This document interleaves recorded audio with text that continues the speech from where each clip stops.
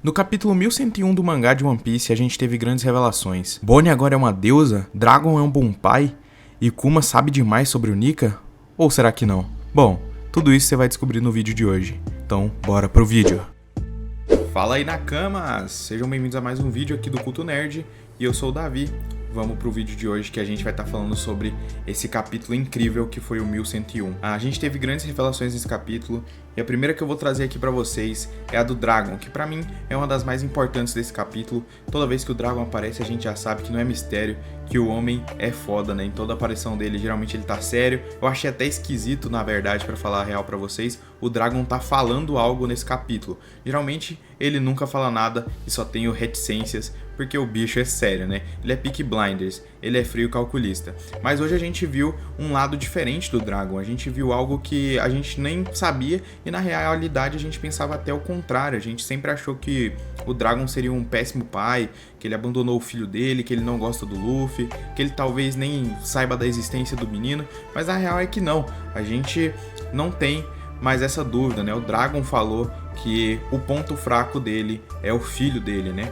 O ponto fraco de um pai são seus filhos. Quando o Kuma, lembrando até uma parte do mangá, de uns capítulos mais antigos, quando Ivankov pergunta pro Dragon por que o Dragon olhava tanto pro East Blue, né?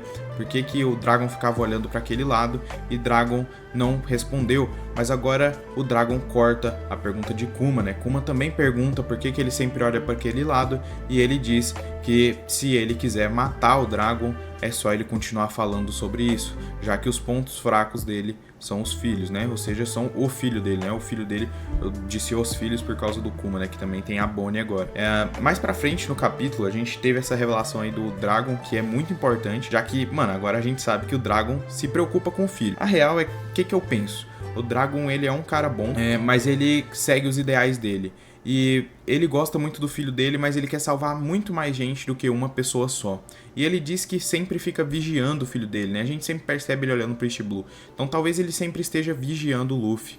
Quando, por exemplo, quando ele chegou em Logital, talvez não seja por acaso, ele já estava olhando o Luffy e ele só estava esperando o momento para chegar lá. Se a gente puxar lá no capítulo de Logital, em que o Dragon aparece e que o Luffy é salvo por um raio, a gente vai ver que o raio acerta perfeitamente o Bug, certo? Sabe? Então, assim, é muito difícil o Dragon não querer proteger o Luffy. A gente sabe hoje em dia agora, a partir desse mangá, a gente sabe que sim, o Dragon tava protegendo o Luffy lá em Logital. Ele não foi pra lá pra fazer outra missão, ele realmente tava lá pra proteger o Luffy, não só contra o Smoke, mas contra o Bug. Seguindo mais pra frente, a gente vai ver também que o Kuma encontrou o Luffy. Na real, ele viu o Luffy treinando. A gente vê ali uma cena do Luffy reagindo. Parece que ele sentiu alguma presença atrás dele. Que ele até achou que fosse algum rei da montanha, né? Algum outro bicho gigante ali, que ele tava lutando contra um tigre, com um crocodilo. Poderia ser algum outro animal grande, que ele também foi ali pra treinar. O Luffy ali nessa faixa de idade de 16 anos. Foi um ano antes dele sair pro mar e entrar naquele barrilzinho que a gente conhece do primeiro episódio, ou do primeiro capítulo, né? Mas o que acontece é que o que acho interessante é que o Kuma viu o Luffy e viu o Luffy usando as habilidades da Gomu Gomu no Mi, né? Esticando o corpo dele. Eu não sei se vocês repararam, mas na página, enquanto o Kuma aparece, o Luffy tava usando um ataque da Gomu Gomu no Mi. Então talvez o Kuma tenha visto sim que o Luffy tinha poderes de elasticidade, né? Poderes de borracha. Como, por exemplo, a gente vai ver aqui no final do vídeo que o Kuma, ele já sabia de algumas habilidades do Nika. Então, talvez ele já comece a procurar o Luffy e estudar mais o garoto durante a jornada aí de One Piece e talvez explique mais pra frente por que ele salvou o Luffy lá em Sabaody, por que ele estava ajudando o Luffy em Thriller Bark. A gente vai descobrir isso mais pra frente, mas agora já tá bem explícito que o Kuma sabe quem é o Luffy e sabe que ele é filho do Dragon. Nesse capítulo a gente viu também que o Kuma continuava escrevendo as cartas pra Bonnie, mas a maldita, pra não falar outra coisa, a maldita da Alufa, da irmã da Califa, ou vulgo a gostosa dos novos capítulos, ela tava ali sempre atrapalhando e não deixava nem as cartas chegar pra Bonnie. A Bonnie sempre tava esperando carta e as cartas nunca chegavam. O bom é que a gente sabe hoje em dia, né, agora, nos capítulos atuais, a gente sabe que a Bonnie viu as memórias do Kuma, então ela sabe o que o Kuma tava escrevendo pra ela, o que já conforta o nosso coração de saber que pelo menos a Bonnie agora sabe o que estava escrito nas cartas e sabe o porquê que o Kuma fez tudo isso. Mas outra coisa interessante desse capítulo é um pouco mais pra frente, já lá no final, quando a Bonnie vai usar o poder da Akuma no Mi dela, quando o Kuma, ele tem um flashback do Kuma mais quando a Bonnie era criança, e a Bonnie lembra do Kuma falando que o Nika, o deus Nika, tinha o poder de borracha, né, de deixar seu corpo elástico, em uma forma borrachuda, não uma forma de borracha. E isso é muito interessante, a gente sabe que o Kuma sabe informações do Nika, provavelmente porque seu pai falou pra ele, né, o pai do Kuma provavelmente contou as histórias, o pai do Kuma talvez tinha mais acesso a livros, as coisas sobre Nika, e por isso que ele sabe essas coisas sobre o corpo de Luffy. O que a gente vai ver que é muito importante para a próxima cena, nesse mesmo quadro, né, já que é uma página dupla, a gente vai ver a Bonnie usando os novos poderes dela, que a gente até agora só pensava que ela podia voltar no futuro ou ir pro passado, né, entre aspas, com o corpo dela, né? Ela podia ficar mais velha ou ficar mais nova, né, a fruta da idade, e modificar o corpo das outras pessoas ou de objetos assim. Só que o que parece, né, muita gente tá teorizando aí que é a fruta mais forte de One Piece, que quebrou One Piece, porque é o poder de tudo, basicamente. Mas não, rapaziada, vou explicar pra vocês como vai funcionar esse poder da Bonnie, tá? Não é um poder tão quebrado assim. Ele é um poder que, na real, não tá modificando o que ela pode fazer, ela não tá se esticando ali. Na página parece bastante que ela tá se esticando, mas eu não acho que seja isso, tá? Eu acho que o Oda não vai fazer isso, até porque iria desbalancear bastante One Piece. Eu acho que ele vai querer fazer uma forma mais simples, já que o Oda sempre faz coisas simples, só que bem feitas. O que eu acho que o Oda pode estar fazendo com essa fruta, tá?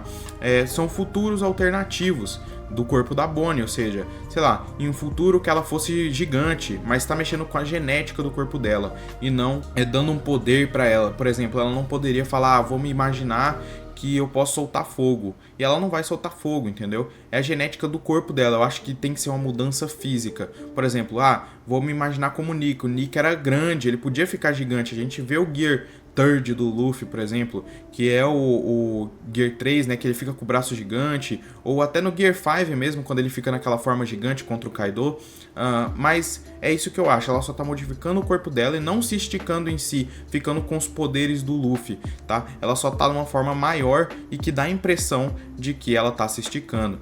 E ali ela fala que ela tá num futuro que ela parece com o Nika, porque é a imaginação dela, o que eu acho bastante criativo, porque quem teria mais liberdade criativa do que o Luffy, né?